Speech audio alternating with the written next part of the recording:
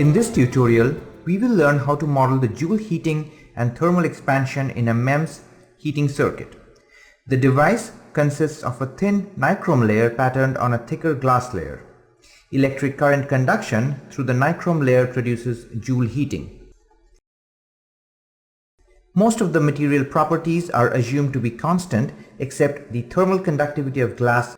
A MATLAB function is created that reads in temperature-dependent thermal conductivity data and interpolates to provide the conductivity value as a function of temperature at any point within the glass layer. The effect of spatial inhomogeneity in the material property is incorporated by adding a random component to the conductivity which varies as a function of the y-coordinate of the glass layer. In order to set up the model in COMSOL desktop, we will create the geometry, set up the physics, assign material properties, mesh and run the model. Once we have run the basic model in the COMSOL desktop, we will start the LiveLink for MATLAB and load the COMSOL model. We will then perform data fitting to obtain the parameters for temperature-dependent electrical conductivity and specify the limits of thickness of glass and nichrome layers. These parameters will be updated in the model. The model will be solved within a nested for loop that will allow us to investigate the design space. So let's create the model in COMSOL desktop. We'll start by selecting a 3D space dimension, and then from the Add Physics menu we are going to select our three different physics interfaces of interest. We'll go to Structural Mechanics, select and add thermal stress. Then we'll go to AC/DC and select and add electric currents shell. Then we'll go back to Structural Mechanics once again and we will add the shell or the structural shell interface. Let us go ahead and get in the geometry building steps to save some time. I'm going to get it from a file where these steps are already available, and let's go ahead and build the geometry. Now we can go back to the global definitions and create a MATLAB function. The name of the function will be thermal_conductivity, and the arguments that we are going to send to this MATLAB function would be the temperature and the y coordinate. Simulation will actually start with the structural shell interface. This will be assigned only to the nichrome layer, which is what we are modeling as a shell. Now let's go to the electric currents shell interface. Very similar, we will assign the nichrome layer as the shell or the boundary of interest.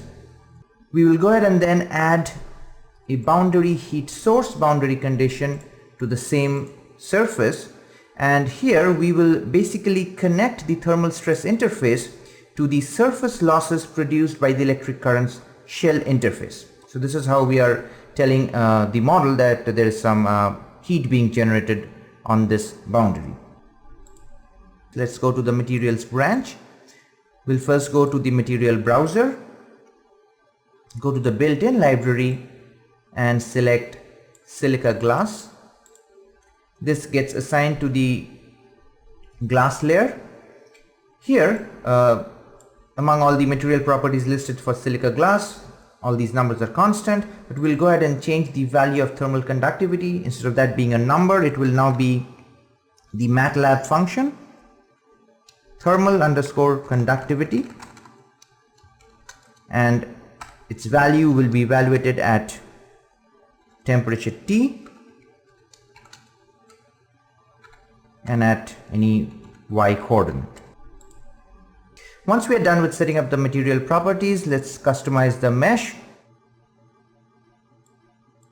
Once we are done with setting up the mesh, it's time to select compute. Once we have solved the model, we can create several plots to look at some of the quantities of interest.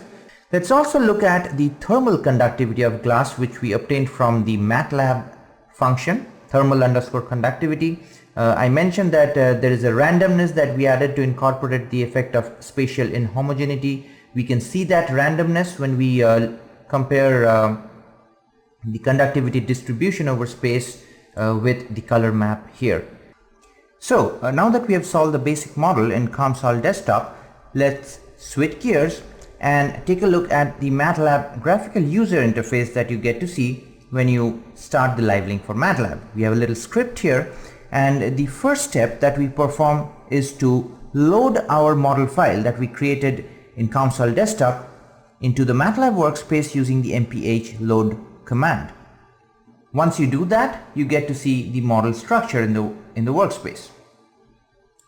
Finally, let's take a look at the main component in this script, where we use a nested for loop to update the values of the glass layer thickness and the nichrome layer thickness and solve the model repeatedly within this nested for loop. We also create custom plots which will only plot the temperature for the extreme design points.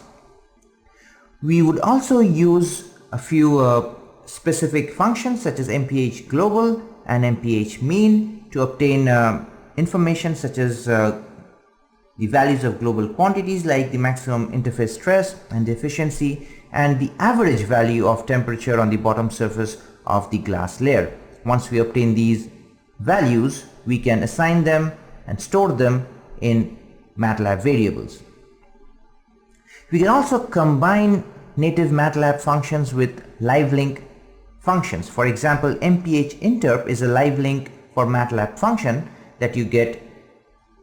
You can combine this with the STD, or the standard deviation function in MATLAB, to obtain the standard deviation of temperature on the bottom surface of the glass layer evaluated at a set of arbitrary coordinate points.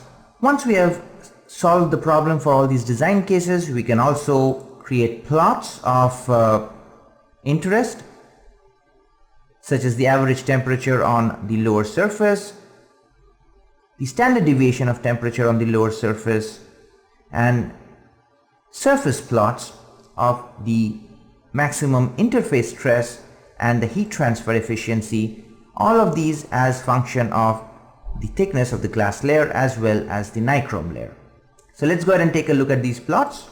Here is our first plot, which shows a bunch of subplots actually, which shows the temperature at the different extremes of our design space. So minimum and maximum value of the glass thickness, and also minimum and maximum value of the nichrome layer thickness. Let's take a look at the plot of the average temperature on the lower surface of glass as a function of both glass layer thickness and the nichrome layer thickness. We see that the effect of changing the glass thickness is not so much on the average temperature, but there is some significant effect when we change the thickness of the nichrome layer. The thicker it is, the higher the temperature. In the next figure, we are looking at the standard deviation in temperature as a function of, again, the glass thickness and the nichrome thickness, and we definitely see some nonlinear behavior here.